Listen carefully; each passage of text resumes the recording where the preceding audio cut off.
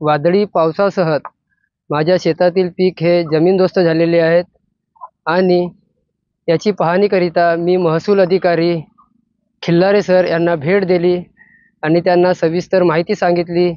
ते माझ्या शेतापर्यंत आले आणि पाहणी केली। त्यांना म्हटलं मी की शेतातील पंचनामे करा। खिल्लारे सरांनी मला म्हटलं की पंचनाम्याचे आदेश मला यायचे आहेत, पंचनाम्याचे आदेश आले तर मी शेतीचे पंचनामे करीन असे त्यांनी मला म्हटले आहे।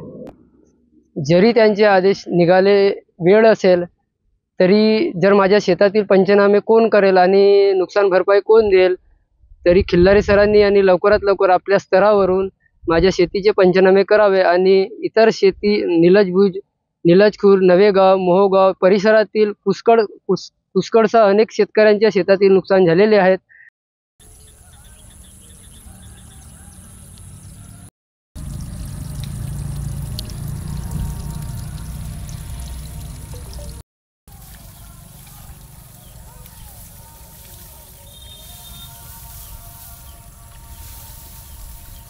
भंडारा जिल्ह्यात गेल्या 2 दिवसात मुसळधार पाऊस बरसला आणि या पावसामुळे अनेक शेतकऱ्यांचे नुकसान झालेले आहे।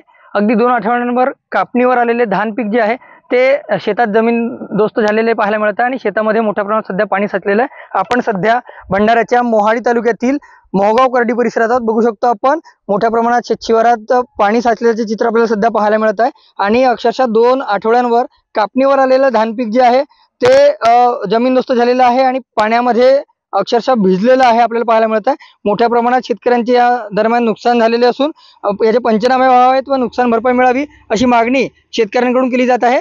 अशाच आपल्यासोबत बोलण्याकरिता येथील अधिकारी आहेत, तलाठी शेतशिवारात आलेले आहेत आणि आपण त्यांच्याकडून थेट जाणून घेऊया। काय सांगाल सर, आपण पंचनामे केलेत का? नाही, सध्या तरी आपण कोणते पंचनामे केले नाही। काल आणि परवा जे पाऊस झाला मोठ्या प्रमाणात त्याची तक्रार घेऊन काही शेतकरी माझ्याकडे आले होते। त्यांच्या शेतावर मी जाऊन पाहिलं तर मोठ्या प्रमाणात नुकसान तरी आढळून आलंय। आता तहसील प्रशासन किंवा आपलं शासनाचा जो आदेश येईल त्यानुसार आपण पंचनामे करू आणि शेतकऱ्यांना याचा मोबदला मिळण्यासाठी प्रयत्न करू। नक्कीच, पण आता जे शेतकऱ्यांच्या नुकसानाची पाहणी करण्याकरिता आपण आले परंतु पंचनामे केले नाही। पंचनाम्याचे नेमके काय निकष आहेत? पंचनाम्याचे निकष सध्या आपण तरी नाही ठरवू शकत। सरकार ज्या पद्धतीचे निकष लावल त्या पद्धतीने आपण पंचनामे करू आणि जे काही नुकसान भरपाई असेल ते सरकार त्यांच्या स्तरावरून जे आदेश काढेल त्यानुसारच मिळेल। आपण वरिष्ठांना या नुकसानीची माहिती दिली आहे का? नाही, हो, तसं मी तहसीलदार मॅडम यांना काल कळवलं होतं की या परिसरात मोठा पाऊस झालाय आणि इकडल्या शेतकऱ्यांचं थोडंफार नुकसान झालेलं आहे। थोडंफार म्हणल्यापेक्षा थोडं जास्तच दिसत आहे सध्या तरी ग्राउंड लेवलवर। तर मॅडम बोलल्या की आपण लगेच ज्या पद्धतीने आपल्याला वरतून सरकारकडून मार्गदर्शन होईल तर त्या पद्धतीने आपण आदेश काढू आणि पंचनामे करून घेऊ।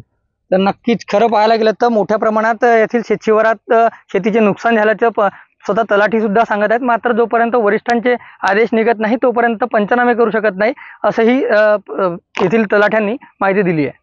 रुपेश सपाटे, TV9 मराठी, भंडारा।